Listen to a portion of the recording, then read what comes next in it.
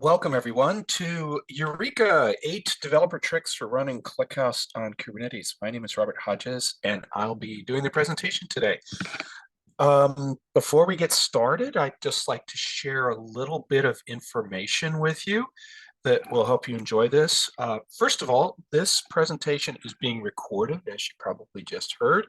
So we will be sending out a link to the presentation as well as the slides within a few hours, well, maximum a day of completing this presentation. So you don't have to scribble things frantically. This will all be public, and the video will be released on YouTube as well in the near future. Couple other things to point out. We're using Zoom for this, so you can ask questions using the Q&A box, which is available on the little Zoom menu bar. You can also toss questions into the chat if you feel like it. It doesn't really matter. If the questions are relevant to what I'm on, I may just dive in and answer them. Otherwise, we'll have some time at the end for this. So with that, excuse me, let's get going. Just some introductions. So once again, my name is Robert Hodges. I've been working on databases actually for about 40 years. I've been working on Kubernetes since 2018 and doing a lot of presentations like these and also participating in the development that we do on Kubernetes here at Altinity. So the Altinity engineering team includes a large number of database geeks like me. We're spread out over about 16 countries. So we pretty much have all time zones covered. I have deep experience in both database technology itself, particularly analytic technology, as well as the applications on top of them. And Altinity, which is our company, is a service provider for ClickHouse. So we help people run ClickHouse as well as build applications on it. Our offerings include software, so Altinity.cloud, we can run it in our own cloud for you if you don't feel like running it yourself, all the way to enterprise support, which will give you the advice and the help that you need to run ClickHouse in your own way. Everything from constructing large clusters out in Kubernetes with hundreds of nodes, all the way to shipping ClickHouse in embedded systems. Among other things, we are the authors of the Altinity Kubernetes Operator for ClickHouse. That's going to be the main subject of this talk, and we've done a huge amount of work, both in terms of software as well as operationally, to run ClickHouse at scale in Kubernetes. So a lot of the stuff that I'll be sharing today is based on our learnings from that. Let's dig in. So just in case you are not familiar with ClickHouse Kubernetes or operators, I'm going to do a 3-slide intro just to level set and make sure everybody's on the same page. So first of all, ClickHouse, it's a real-time analytic database. What does that mean? Well, it means that it can ingest data extremely quickly. It can scan it very quickly and give you answers back in less than a second in many cases. This runs to trillions of rows. In fact, there are ways to reduce the time back for an answer to, say, tens of milliseconds. As far as the characteristics of the database, you could think of it as having the flexibility and the open source properties of MySQL, ability to run everywhere, talk SQL, convenient licensing, plus the features of an analytic database, which include column storage, parallel vectorized execution, and scalability. So that's ClickHouse. It's a very popular analytic engine. And next thing is Kubernetes. So if you're on Kubernetes, you probably know that it is an orchestrator for container-based applications. And the way that it works is you define your application as resources. And this slide shows some examples. And then those resources are mapped to physical infrastructure. In this case, a ClickHouse process running on a host in IBM with a mount to Amazon EBS storage. And then finally, operators. So operators are a not too recent innovation in Kubernetes, but they're one of the really great features of the Kubernetes ecosystem. They basically allow you to create new kinds of resources. So Kubernetes comes with its own default resources, things like pods, things like persistent volume request, or persistent volume claims, what you can do with operators is make your own. And in the case of the Altinity operator, we have created a custom resource called a ClickHouse installation. And you can create those custom resources. They're just YAML files, as you'll see shortly. You load them into Kubernetes using kubectl. You say kubectl -apply, give the name of your YAML file. It is stored in safely in Kubernetes and then handed to the ClickHouse operator, which looks at it and then goes out and adjusts the resources that are actually running in Kubernetes so that they match what you had in your resource definition.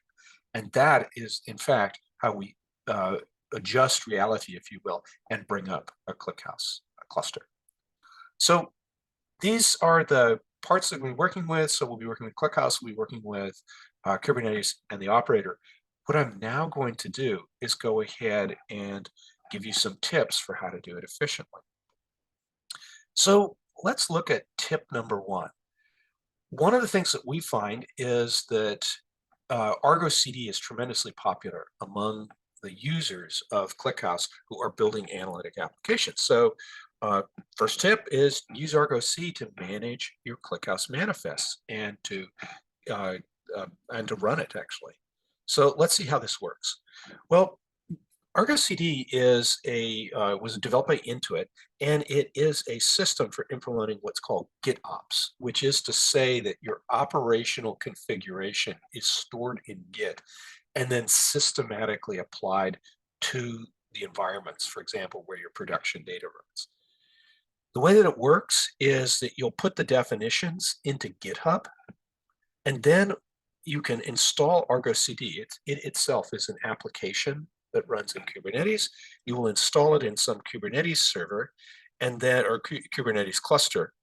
And then what Argo CD can do is you can point it to applications which are defined in files in GitHub.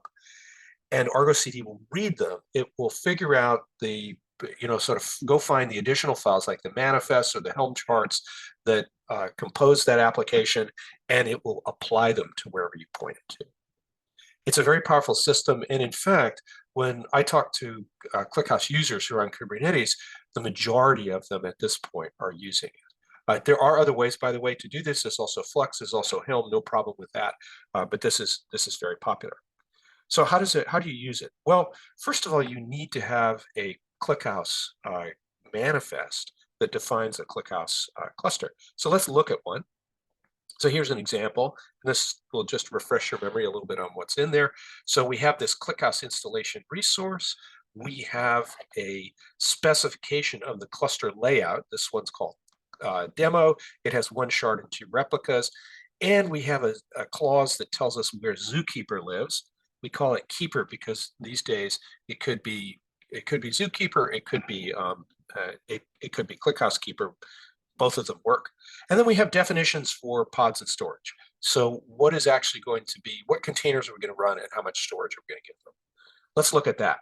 So pods, pod definitions are very simple, or in this particular case, we'll see more complex things in other tips, but basically give the pod template a name and then just tell where the container is that you want to run. In this case, we're running Altinity stable builds, but of course you can run any build of ClickHouse, including ClickHouse official builds, as well as other versions of Altinity stable builds.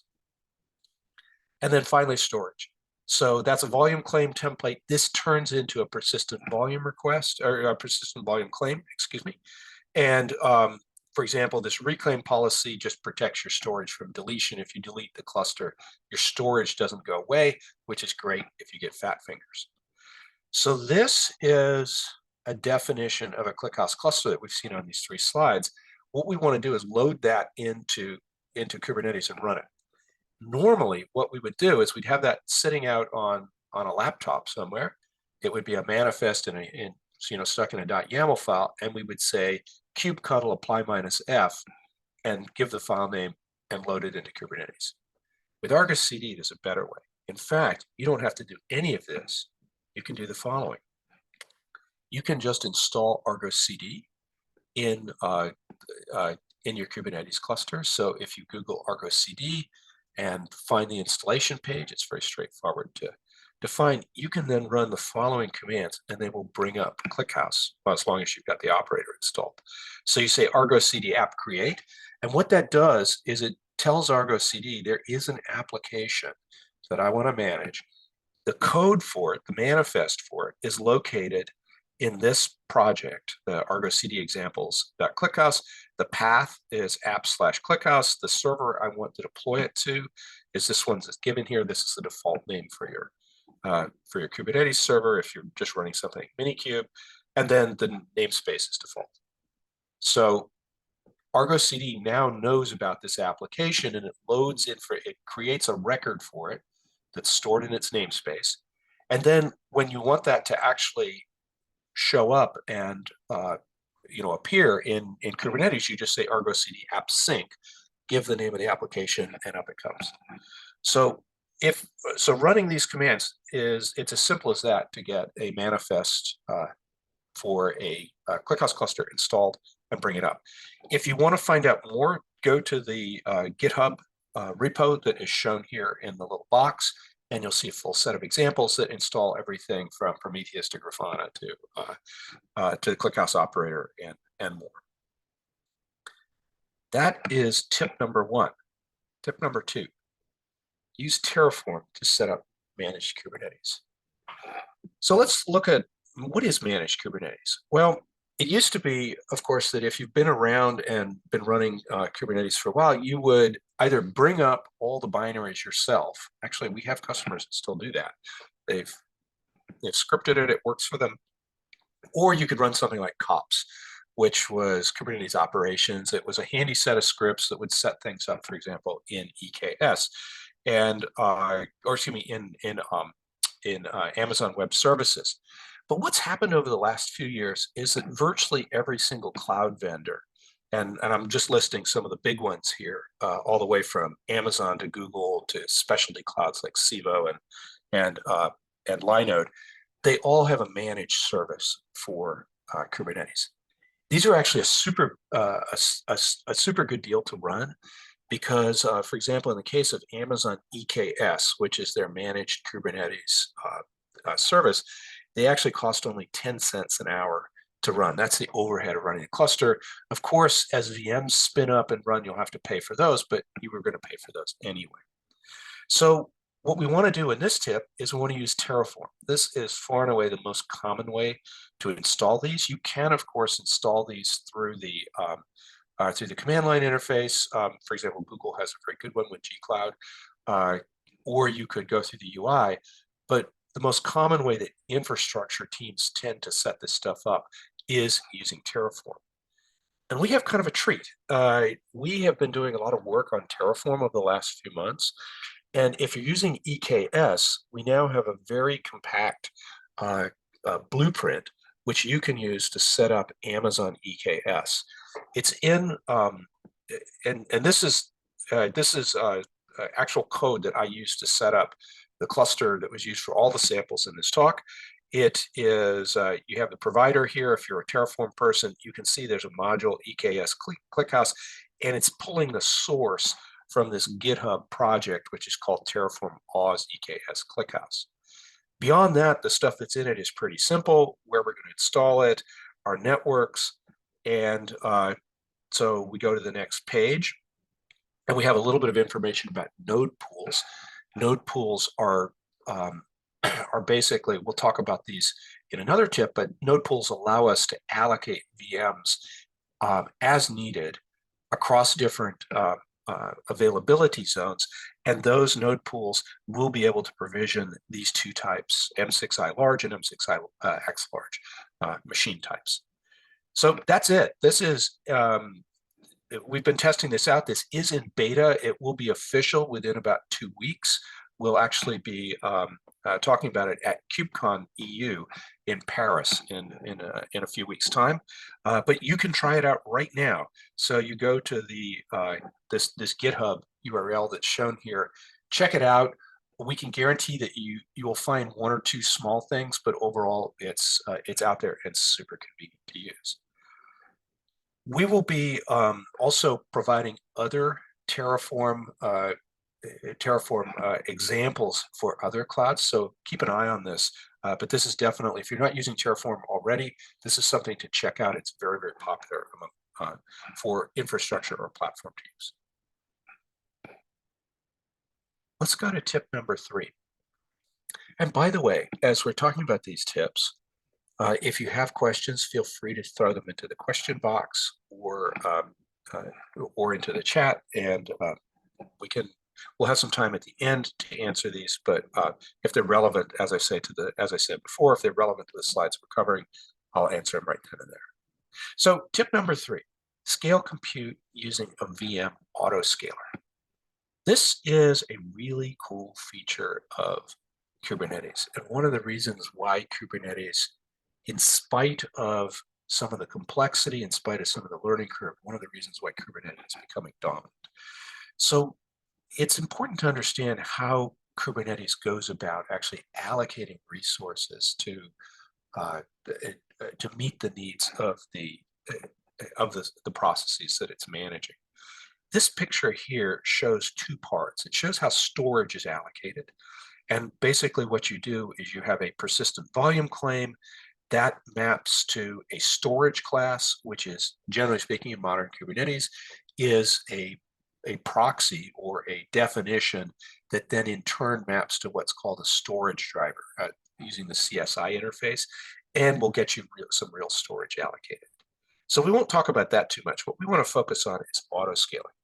So when pods are scheduled on Kubernetes, they can have particular requests for example, for different VM types or just resources that they need. The cluster autoscaler has the job of watching pods and making sure that there are enough resources to run those pods, but not too many. So the idea will be that as pods are initiated and Kubernetes is trying to schedule them, the cluster autoscaler code will be keeping an eye on what their needs are and whether they can be fulfilled with current resources. If they are not, the cluster autoscaler will go ahead and allocate more VMs in the background so that they become available for your pods to run on. And if those pods go away, the autoscaler will similarly be watching for VMs that are underutilized and will basically empty them of pods and drop them.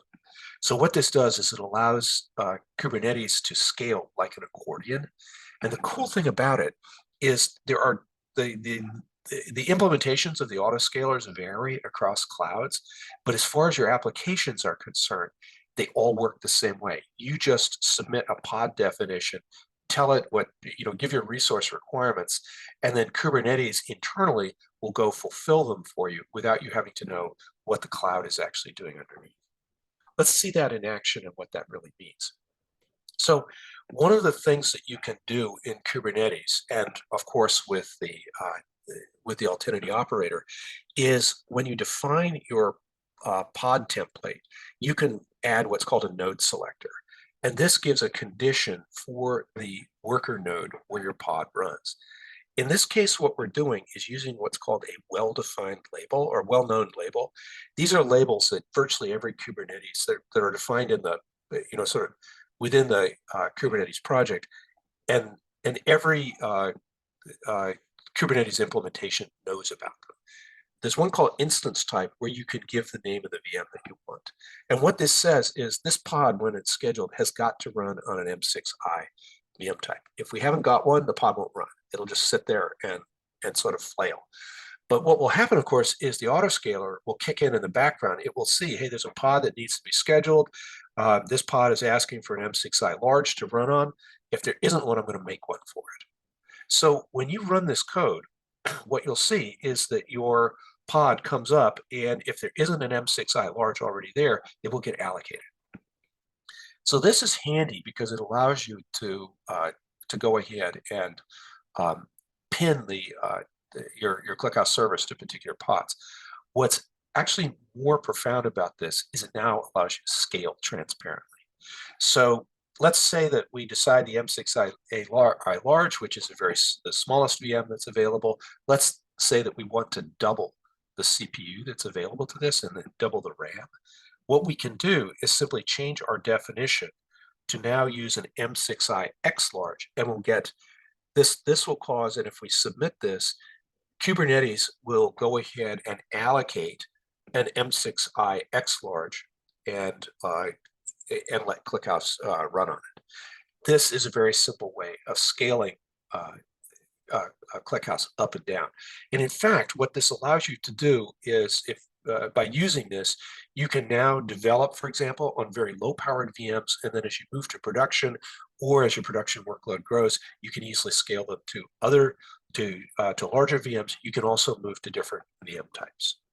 So this is a very powerful technique that enables convenient vertical scaling, and the great thing is it works the same way across all Kubernetes implementations. One thing you want to do is whenever you make a change like this, it's really good to check to make sure that things are really running as expected.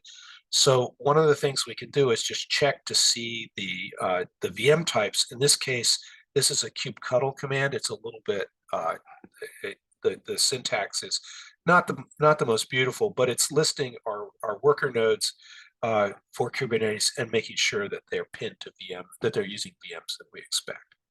In this case, M6I versions. Okay, so that was using. Okay, so I'm going to take a break here because there's a question. Actually, there's a question from Leonard. I'm going to take this one at the end because it's a really important one, and I think it deserves a deeper answer. So thank you for that question. Keep them coming. Let's go to tip number 4. Spread ClickHouse servers over availability zones using affinity. So let's talk about affinity and anti-affinity. These are very powerful concepts that are used in distributed systems and are implemented in Kubernetes. And what they allow you to do is they allow you to say, hey, some pods should run together with other things or should run in certain places, and some pods should simply not run in certain places. Here's an example. We have a ClickHouse cluster, and we could have, if we say nothing, Kubernetes will say, oh, I'm going to schedule you wherever I see space, and you could end up having your 2 pods, 2 replicas from ClickHouse running on the same machine in the same availability zone. Well, that's kind of bad, because if that VM goes down, you're going to lose your whole ClickHouse cluster. So it's no good to have replicas if they're on the same VM. So what we can do is, first of all, we can push them away using something called anti-affinity. Anti-affinity means don't put conditions on where I can run so that I get pushed away to another VM, and so that I'm not on the same in the same location as my other replica. Affinity is just the opposite. It pulls the VM to a different location. In this case, we would like to move it to a different availability zones. And actually, this example should say US West 2A and US West 2B. So these are different AZs. They're actually in different data centers, say, a few tens of kilometers apart. So that's anti-affinity and affinity. We can use these in the ClickHouse operator very easily as follows. So here's a definition. We're going to go ahead and create a cluster. And what we're going to do is a little bit differently from other types of cluster definitions that you may have seen. We're going to have multiple pod templates. So we're going to have a pod template for pods that are supposed to run in US West 2A. We're going to have one for pods that run in US West 2B. What do these templates say? Let's look at one. Well, they're going to have different affinity rules. And the way that we're going to do this is the ClickHouse the ClickHouse operator has special syntax for this. So zone is a very compact syntax that says, in this case, this pod must be scheduled in the AZ called US West 2A. So that it's got to be on a VM which is running in that AZ. This other one says, hey, I want to keep the ClickHouses apart. They must be running on different hosts. So we'll never let two ClickHouse servers in this cluster run on the same VM.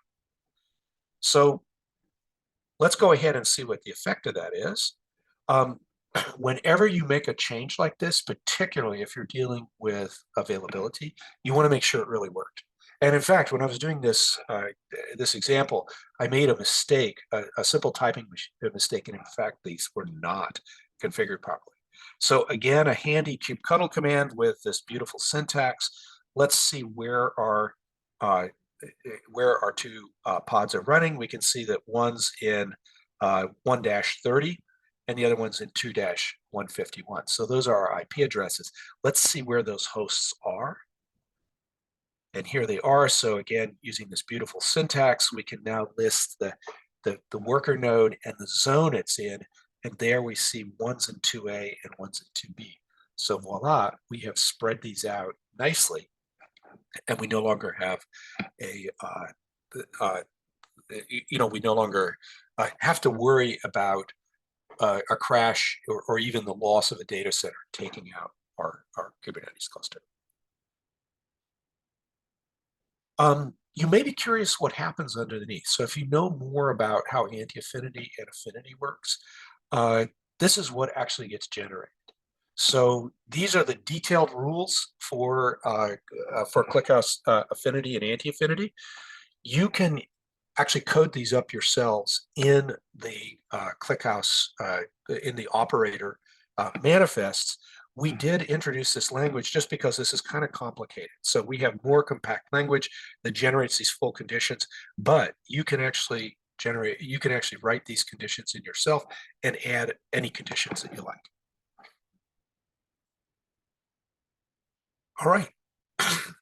Tip number 5, turn off compute using the stop property.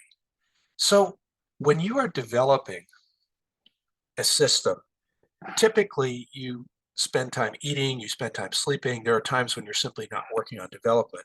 At that time, it's really convenient to be able to turn off as much as you can on your cluster and just make it, so that you're not wasting money in the cloud. Let's have a look at how to do that. So the Altinity operator has a very simple property called stop. And if you say stop and you give it the value yes, and then you apply that, it will shut down all the pods in the cluster. And what's happening under the covers is this will go ahead and run reconciliation. This is the process when this is applied. If this value has changed, the operator will notice that it has changed. And what it will do is it will go under the covers and change stateful sets. So we'll show a picture of this in just a second, but the basic idea is we're going to set the number of replicas for all of our stateful sets to 0. This is a time-honored Kubernetes trick to turn off compute. And then what will happen is your pods will just be released. Now, as it turns out, let's look at a picture of this and see how it works. So the way that the installations are set up is the ClickHouse installation that defines our cluster generates a stateful set for each of the servers. A stateful set is a ClickHouse resource that has a consistent name, so that when you create it, you can predict the name in advance that you're going to be connecting to, and it remembers how to attach to its storage. So in this particular case, if we set the replicas to 0, there's always one pod per stateful set with the Altinity operator, so that pod just vaporizes. In a good way, though, because the persistent volume claim, which the stateful set has also generated to make your storage, and the corresponding persistent volume, they remain allocated. So what this means is your compute just disappears, and until you go back and say either remove that property, that stop property, or change it to no, your compute will stay turned off. As soon as you change it to no, what will happen and apply it, what will happen is it'll be as if we were allocating the VMs from scratch again. It will kick off autoscaling if you have that, if you have that configured, and it will come back. The whole thing will come back, and you'll be able to do development again. Typically, this process of turning something on and turning it off just takes a few minutes. So it's very convenient. Okay, so we've talked about reconciliation with the operator, and tip number 6 is to force the operator to do reconciliation even if it thinks it might not need to. So Let's have a look at this in detail. So reconciliation is a very, very important operation inside Kubernetes because Kubernetes is built on the principle that you have resource definitions, and this is across the entire system, that say what you want, and then you have the actual state of the resources out in Kubernetes. And so what happens when we push up one of these custom resources that defines a ClickHouse installation, that custom resource is going to be loaded into Kubernetes, and it's stored in the etcd database. And then Kubernetes recognizes that there's an operator that takes care of it, and it sends a change event to that operator, say, hey, there's something new you ought to look at. The operator then goes through reconciliation. It looks at the new definition. It looks at the resources that it is allocated to correspond to it. And then if there are differences, it makes changes in those resources. For example, pods, stateful sets, persistent volume claims, so on and so forth.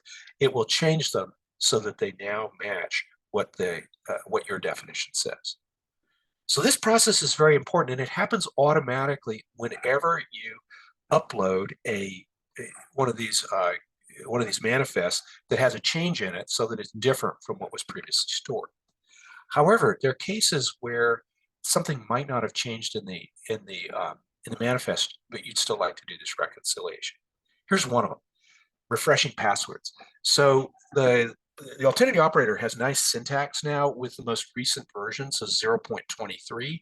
That's the latest version, came out about a month ago, and we can use it. This very convenient syntax that's consistent throughout the operator definitions to pull a password value out of a secret.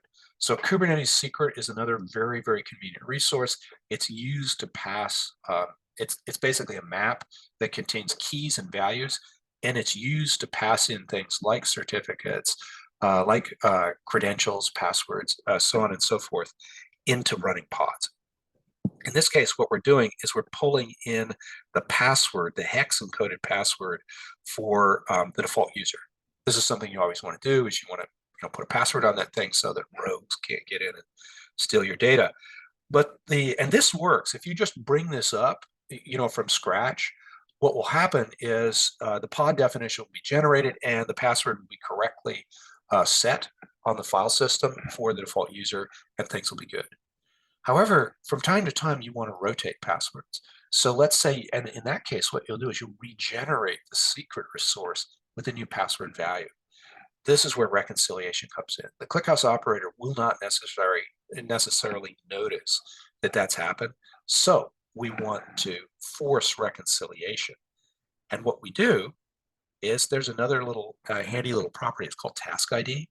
So what you can do is set this to some value. So you always want to, you can put it into your specifications. And then if you want to change the, sort of force the operator to relook at things, you can just do a patch command like what's shown down below, kubectl patch, and it's just setting this value to something else. This will cause the operator then to look at the entire, to look at things again, and it will regenerate the information, and your pod will get its password. This particular operation does not cause ClickHouse to restart. The operator is smart enough not to do that, but it will get your password values implemented or updated. This is also really important in another case, which is that you may be doing upgrades, you may be doing configurations, and every now and then things will time out, and you'll want the operator to start again. Again, this task ID is a way of saying, do reconciliation again and finish what you started, because the operator will just kind of stop if it can't complete, or if it hits some sort of resource error. You can also use it to reconcile again. Okay, we use that, by the way, in Altinity.cloud.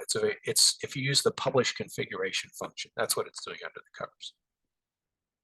All right, tip number 7: upgrade ClickHouse automatically. This actually is the easiest of all the things that we have to do. Here's how to do it. So if you are familiar with the previous examples, you know that we have pod templates. These pod templates include pod specifications. The pod specifications contain an image. To upgrade ClickHouse using the operator, all you have to do is change that image name. So this is a container. It is it was previously, in previous examples, it was set to 23.3 as a ClickHouse version.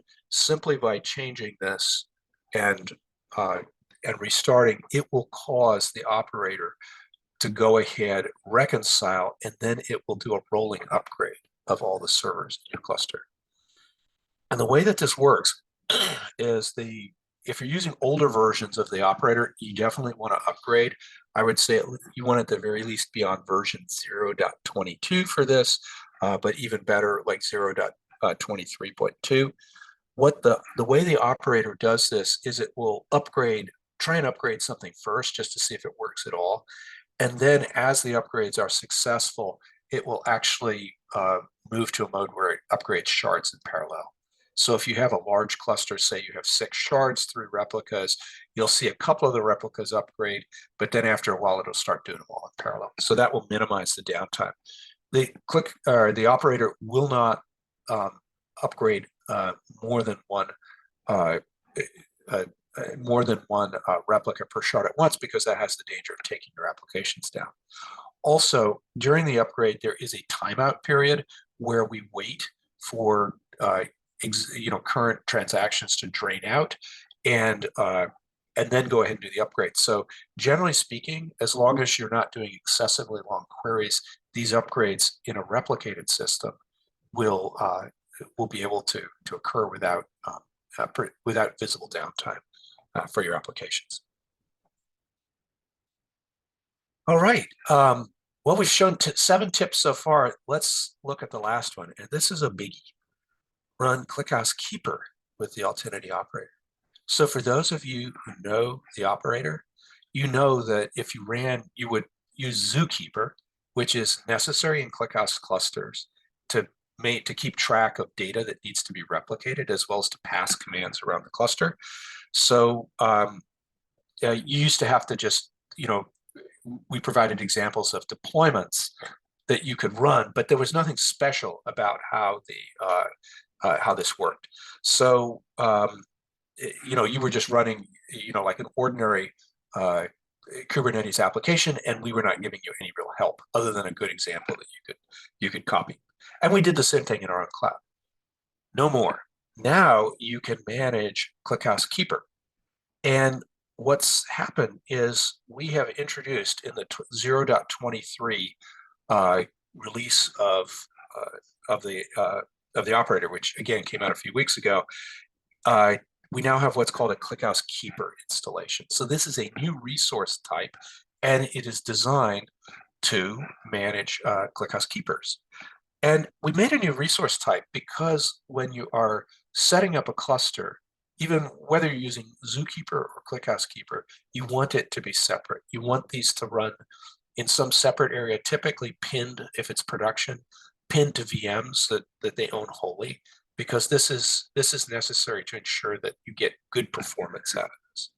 So, and this is an example of how simple this can be. It's a relatively simple configuration. So this says, hey, we want to have 3 copies of this. That's typical for a, that's a typical configuration that we'd use for production, just like an ensemble of 3, so that if one's down, your tables don't go read-only. And then here's some examples of the settings. If you don't give any examples, it will actually default to these values, but it's better to use them. You can see examples of this in the code for on the GitHub project for the ClickHouse operator. So this is a big step forward and should make it much easier in future to manage these, because now you don't really have to worry about the details of the Kubernetes resources that are used to manage this, just like ClickHouse itself. The ClickHouse Keeper resources will be managed for you. So with that, we're done with the tips. We've presented presented a number of ideas for how you can manage ClickHouse more efficiently on Kubernetes. Let's talk about one thing, and then we'll go to questions, because there's a number which have piled up that I want to get to, have some fun with them. So getting help. So Kubernetes is a great system, and it is very, very powerful, as some of the tips I've talked about illustrate. But it's maybe not your life's work. Your life's work may be to actually get an application to run. So it may be that you need some help doing this. Well, we're here to do that. Altinity.cloud is one of the ways that we can help. In fact, there's multiple ways. We'll talk about them. But Altinity.cloud manages everything that I've showed you in these 8 tips. It's all built into Altinity.cloud. And there's a couple different ways that this can work. So we can run it in our own SaaS, which means we just take care of everything that you saw. Just runs inside the Altinity accounts on. We can do it on Amazon. We can do it on Google. We can also do it on Microsoft Azure. So, but the other thing that we can do is we can also manage these clusters running in your Kubernetes clusters. So you set up the Kubernetes cluster. There's a very simple plugin that you install, and it allows us to dial in, and we do the management of the of ClickHouse for you. Not only that, regardless of how we do it, it also comes with built-in enterprise support. So we have our support engineers are there, and they do everything from answering design questions or sort of questions like, what does this configuration parameter mean? How do I do a materialized view? To accomplish a certain purpose, all the way to, hey, my application is broken, it's production, help, get somebody here to get it back up as quickly as possible. So that support is built in, and in fact, if you want to run the entire thing yourself, which is of course something you can do using the tips I showed you and the software, you can also just get support from us and then run it wherever you want. And lots of our customers do that. Some of the things that you get in Altinity.cloud and reasons why you should choose it is monitoring. This is a big one. So we have a bunch of monitoring built in. We also can see the alerts and respond to them, often respond to them proactively. We're kind of like your platform team in that sense. So, there we go. And one final thing, we're adding a lot of automation to this. So one of the things that's really important with these types of systems, as we've shown in the discussion with Argo CD, Terraform, is to be able to automate this so you can put it into build pipelines. You can test it out in an automatic way. You can deploy it in an automatic way. So there's Altinity.cloud has increasingly powerful automation, including the ability to just pop up for example, EKS or GKE or Azure cluster from scratch, load in all the software that's necessary, connect it to Altinity.cloud, and start running. So these are things that you all get from that. So check it out. And with that, let me just give you a few references. Obviously, the ClickHouse Operator project is a big one. There's the Altinity documentation, but for the operator in particular, your #1 reference is the operator documentation. We make an effort to keep that up to date. It also has a bunch of sample code. So whenever you're creating these YAML files, you want to look at samples. There are dozens of them, and we use them for testing. They cover every single purpose. Speaking of testing, because we use the operator underneath Altinity.cloud, we beat the heck out of it. So, because we don't want our own cloud to break. So as long as you're doing something similar to what we do, generally speaking, you have a pretty good experience, at least as far as bugs are concerned. If you do something further out, well, that's a different matter. You may discover new cases, in which case we invite you to file issues or send us PRs. We get lots of PRs from people, in the community. And in fact, the work to support ClickHouse started as a PR from IBM, actually. Other sources, Altinity blog. We talk about this constantly. I just did a blog article on secrets, which is a kind of a very complex subject. We also had one from Doug Tidwell about how Altinity.cloud implements it, and then of course Kubernetes docs. So lots of information out there. You can also connect with us very easily. Come to altinity.com. You can contact us directly, set up a meeting, or just join our Slack channel if you want to hang out and talk about using ClickHouse in Kubernetes. And if you're going to KubeCon EU, look us up. You can ping me directly if you want to meet, talk about this stuff. We'd love to meet you there. It's in Paris. It's going to be kind of cool, I think. So I'll be doing a talk there, and we'll be talking. We're there specifically to work with the Amazon EKS team and introduce this new blueprint that we talked about earlier on the talk. Okay, I'm going to stop blabbing and answer some questions, and we have some great ones here. Let me get them in order. Thank you so much, everybody. All right, so we have one from Leonard. I work on a small team with no Kubernetes experience, but have 3 large servers to work with. First question, would it make sense to set up Kubernetes on these servers, or should I manage the installations manually? That's a really good question, and it really depends on your team, your level of curiosity, what it is you're trying to accomplish. Generally speaking, what the problem it is you're trying to solve. If you have a case where you have relatively stable workload and the machines are beefy, the simplest thing is just to set them up. Like, let's say they're running Ubuntu or some variant of Red Hat. Just set them up with packages and run them. No reason to introduce Kubernetes here. But the thing is, of course, if you need to change that configuration, for example, add more memory or, well, add more machines, it is easier to do that on Kubernetes. But since you're going to be laying hands on the machines anyway to set them up, just run it off the operating system. There's nothing wrong with that, and you do not need to run Kubernetes for that. If you do choose to run Kubernetes, what I'd strongly recommend is use managed Kubernetes, particularly if you're in the cloud. 90% of the people that we work with are using managed Kubernetes. It is completely, because Kubernetes is relatively not that hard to build apps on.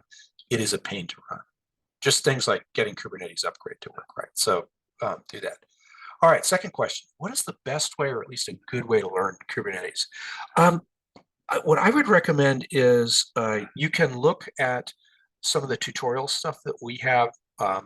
There's 3 answers to that. One, go to Kubernetes.io, check the tutorials out. There is also an amazing tutorial, which I think is somewhat dated. If you really want to understand how Kubernetes works, Kelsey Hightower, who's really well-known DevRel guy from Google and kind of invented that category of work, did a great description about how to set up Kubernetes from scratch. Setting up Kubernetes from scratch is the best way to understand how it works. And then the final thing is you can just look at our tutorials. So we have, sort of examples of how to set it up. Just try it. If you're checking it out, I use Minikube. It runs on any Linux machine, installs in a few minutes. It's a developer version of ClickHouse. It's super convenient. Virtually everything I've shown you here will run on Minikube, so you can do it on your laptop. There's no need to have a new to pay for something in the cloud. All right, second question: can persistent volume be set to S3 or Azure Blob Storage? The general answer to that is no, because unless you have something that makes them look like a file system. ClickHouse has special volume configuration that allows you to configure S3 for storage, to back, for example, backing merge tree tables. What you want to do is look up storage policies. So within Kubernetes, Kubernetes itself does not manage object storage. It only manages block storage. That's done through persistent volume claims. So check out storage policies, and if you have further questions, join us on our Slack channel and ask, and we'll help.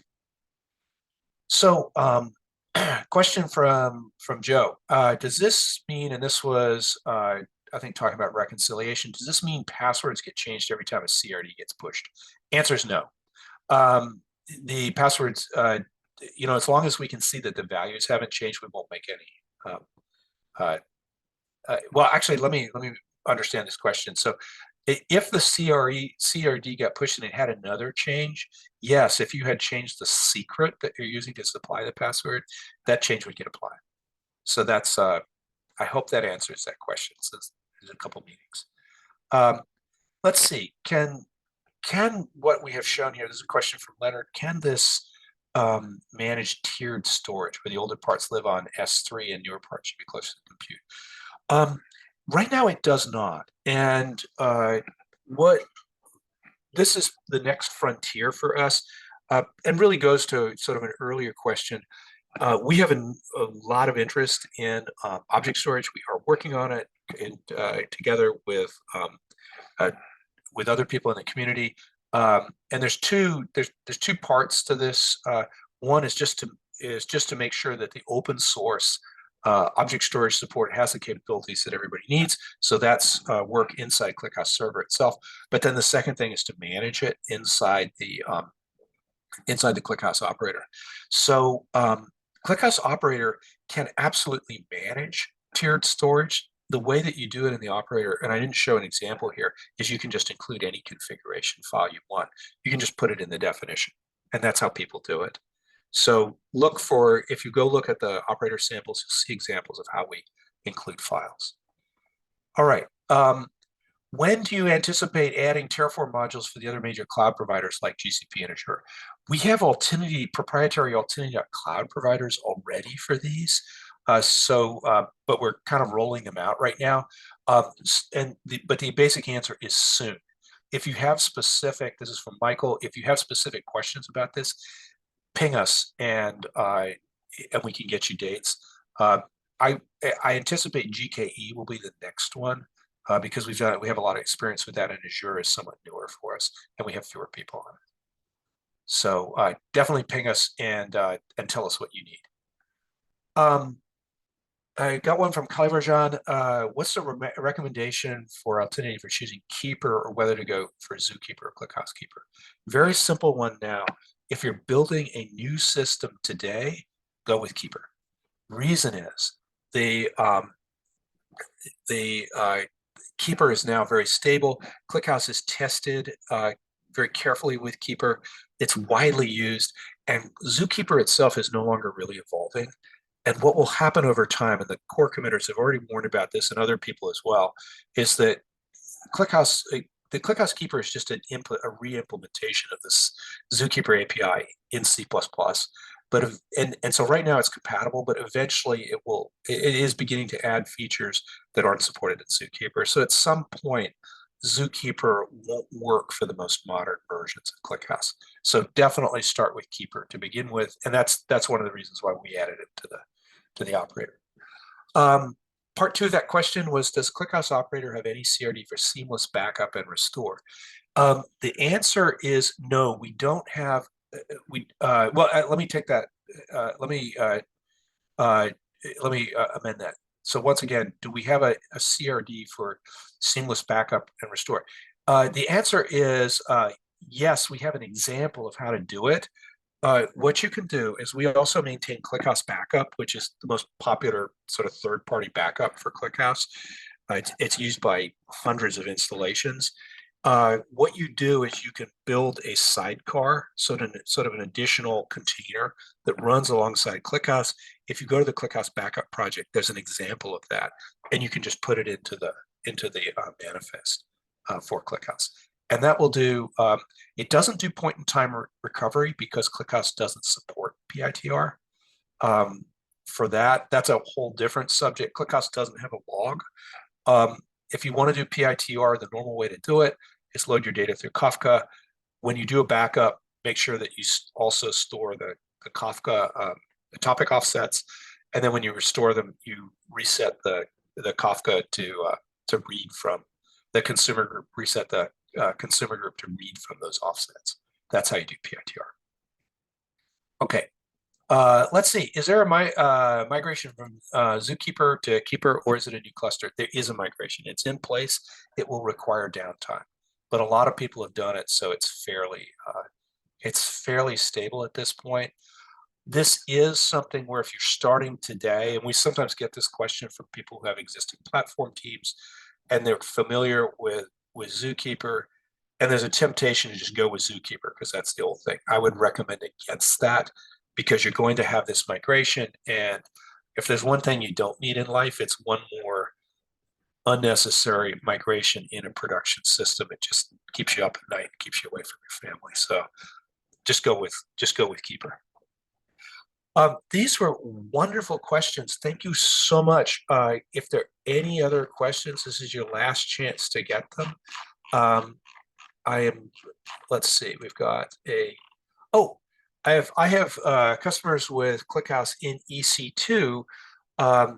So how to migrate them to Altinity? All right. So if you're running on EC2 instances, well, the migration could be as simple as just get support. We do support, but if you want to get them over to running inside Kubernetes, normally the way to do this is through replication. So you set up actually a replica cluster inside Kubernetes, and then you basically join them. You can continue to ingest data through EC2, but you switch the ingest to Kubernetes, but then you replicate, sort of catch out, replicate all the stuff that's in, from the EC2 instances, and then when the replicas match, you can decommission EC2. So that's one way that people do this. We are hitting the top of the hour. I want to thank you all for attending and having such great questions. This have been wonderful to be able to present this. Once again, don't hesitate to contact us. There's my email. You can also find me on LinkedIn. Contact us both through Slack, or you can do a meeting. And if you're going to be at KubeCon EU, definitely check us out. Love to have a cup of coffee with you, talk about Kubernetes and how we can make ClickHouse run better. Thank you very much, everybody, and have a great day.